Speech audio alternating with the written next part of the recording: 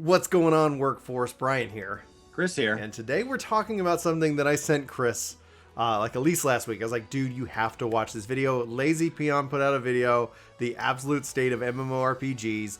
And Chris, why don't you tell people what you thought about it, or at least in terms of what you made about it? So first of all, I relate to being a guy that's disliked on the internet. There are corners of the internet where we are disliked. And there are times that I agree with Lazy Peon and there are times I not. There are times where I may agree with his thought and I disagree with how he presented it. And all of that is 100% reversible.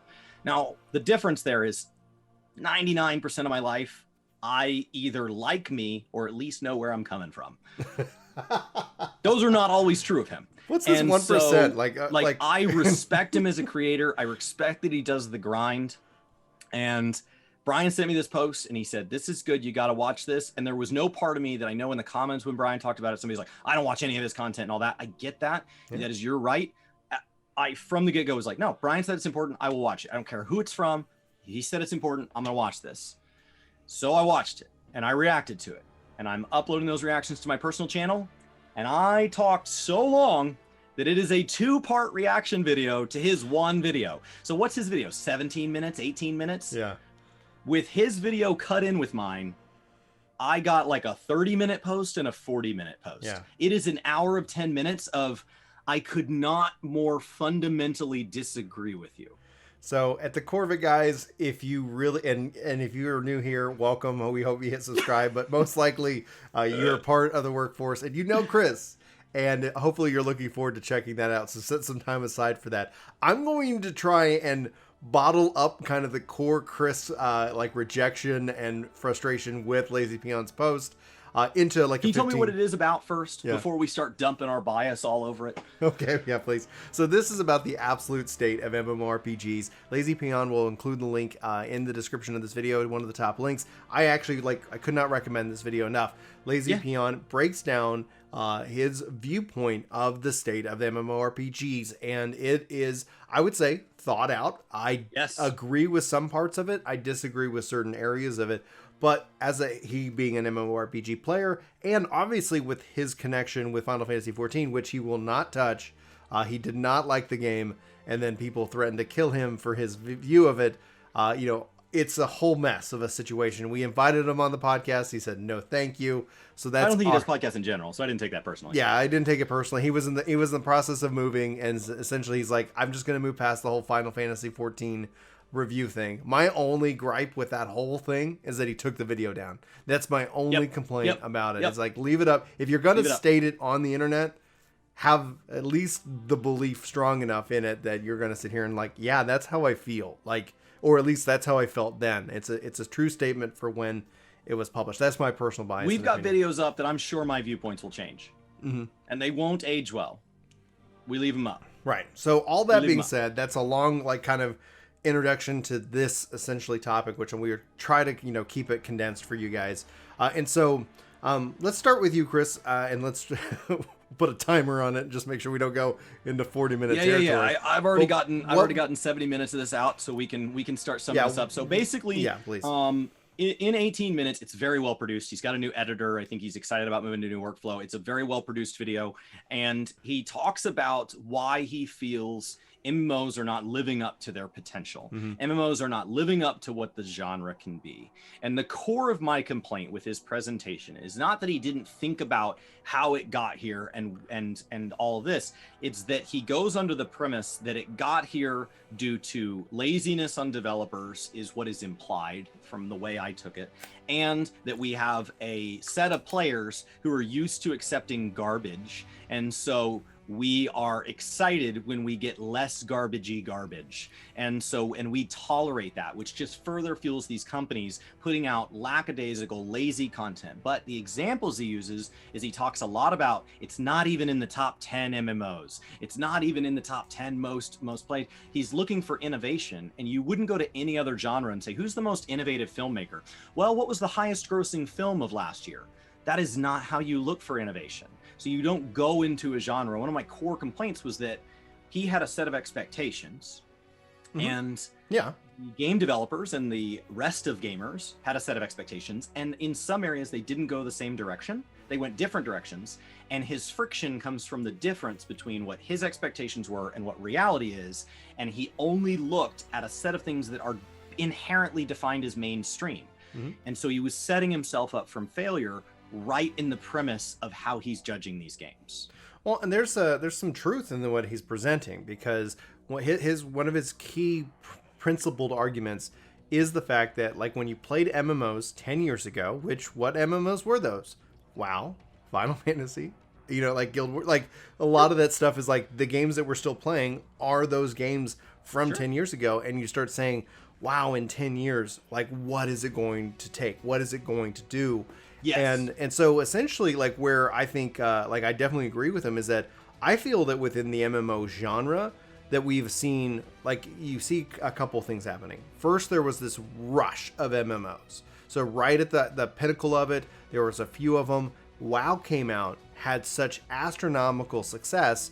A lot of people were like, wow, there's money to be made. And I'm looking at this obviously from the investor perspective, because investment in something can lead to innovation. Doesn't always, but we're going to go off the idea that it can. And so that investment into the thing. So we saw WoW clone after WoW clone after WoW clone after WoW clone pop up, fail, shift their business model because they were just trying to recoup any and all type of that investment and move on. We saw that for a while, and then all of a sudden a couple things happened. So culturally, what I think has happened is that the risk became great. We all continued to stay in the sandboxes and theme parks that were designed for us. So as players, the core principled argument was, well, yeah, somebody made something new, but why would I leave this comfort and this community that I'm already a part of to try this new thing? So new things came out that might have had a level of innovation, then they didn't take. And it kind of just went, oh, we got to pull back the curtain. And so I think in my case, there was an example you kind of gave me the other day. Either we were filming or we were just talking about it directly, is that you don't want to be the band that comes out with a double gold, platinum, triple, single hit song. As your first thing. As your first, and not in your first album. Right. And so I think MMOs had this all of a sudden just rocket to the start success, that all of a sudden everybody's like, that's the thing that I like. Right. And then from a game investor's perspective, somebody who is like, well, let's do this. Well, look at what followed it up. Huge mobile gaming, where all of a sudden it's like, for $100,000, I can make you $60 billion. Like, it's a miracle, in my opinion, that we get any game other than mobile games now, just based off of the sheer cost to develop versus profitability.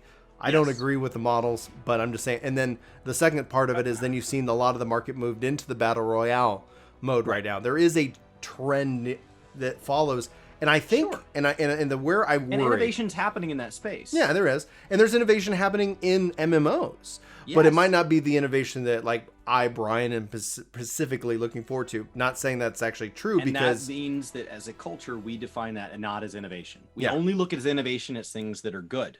Right. The garrison system in World of Warcraft was a form of iterative innovation. It took previous concepts and it combined them in a new and interesting way. Mm-hmm. That was the plan.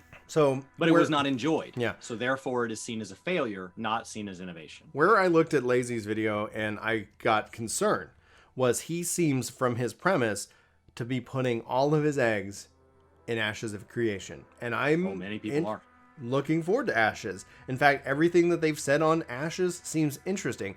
But if you're new to the channel, this is going to be news to you. If you've been here, note, we should stop defining games as killers. We should stop defining or setting the game or giving a game that's in development the title, the game to end all games, the game to revitalize MMOs. It's not a fair expectation. Nothing will ever be a better WoW than WoW. Well, the hope is that we get that, right? The hope is that a game comes out and it's like, this is what we've been waiting for as a community. And I submit, just kind of for sake of argument, that MMOs are currently in a position where we're waiting for the technology to kind of have that next leap, where they're in a position to say, hey, what does that look like? Is 1,000-player battle fun? I have no idea. But it's going to take some time and some testing to find that out. And so we might. It'd be interesting to see how would that look, right? Because we don't know. It's possible with certain technologies that are on the horizon. It's possible with certain things. And so, same thing with AI. Forget the 1,000-player battle. What if it's still like a 100-player battle, but you have AI doing a lot of more interesting things that it currently can't do to keep up? So I think there's also a technical wall that we're just kind of waiting to cross over.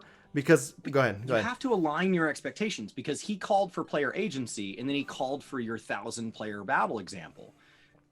Your agency gets diminished as you put more players with agency in the world. So if we go join a combat that has 55,000 AI controlled players, and at any time those can be swapped out for real players, and each one of them making choices impacts the outcome of the battle, your impact may not ever be felt. Right. Because the battle's too big. So he called for conflicting ideas over and over and over in his video, which just sets you up for something that will never come to exist. It can't.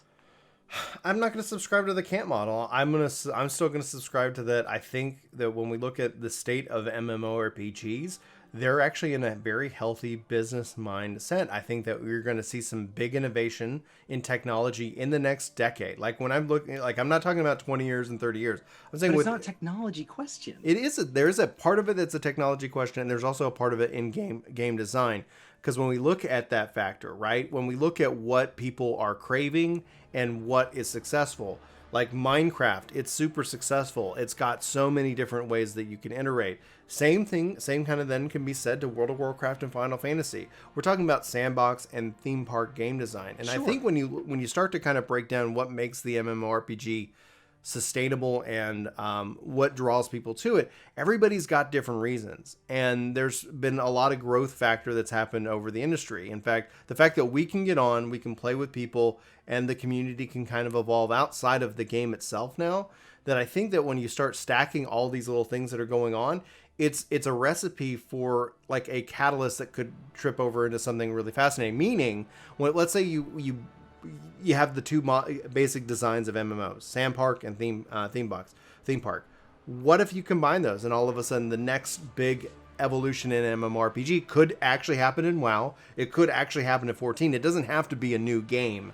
It doesn't have to be a new, brand new thing, which will be interesting to see from a business perspective. But I think in what people are craving, and this is probably me speaking because this is something that I'm actively looking for, is the Sand Park. It's the taking this game that has a curated theme park model, but then also giving lots of little player agencies in different areas. Like imagine if you could curate your own land and build your own house, a la Valheim. It's like Sure. There's all these systems that people are perfecting, and I think it's going to take technology and the right investment. Somebody who's like, okay, we're going to do this, and then that's when you'll see that. You could potentially say it's not a guarantee. I think you're saying that. I think you're saying that we're disagreeing, and we're not. You said you don't subscribe to the can't mentality. I'm not talking about technology. Mm-hmm. Cloud-based servers are going to allow for things that weren't allowed. I'm not talking about technology. I'm talking about conflicting ideas that you can never fully realize. So you're talking about a curse problem. You cannot have a 100% right. player agency where each player has an impact, where I chose the next leader and of the balance. city I live in. Right. And balance. 2,000 people showed up and voted. Right. It's one or the other. Right. Either That's a curse 2,000 people problem. showed up and voted, and my vote was only one of them, or only I voted, and I am now a kingmaker. Yeah. It's one or the other. And, right. and his issue was that we seem to land in between, and he wants to fully realize one of these extremes, and you can't have those. Right. That's called a curse problem within game development. It's just like endless progression, and then it's easy to get caught up. Right, because it's like, oh man, like my time is worth the investment.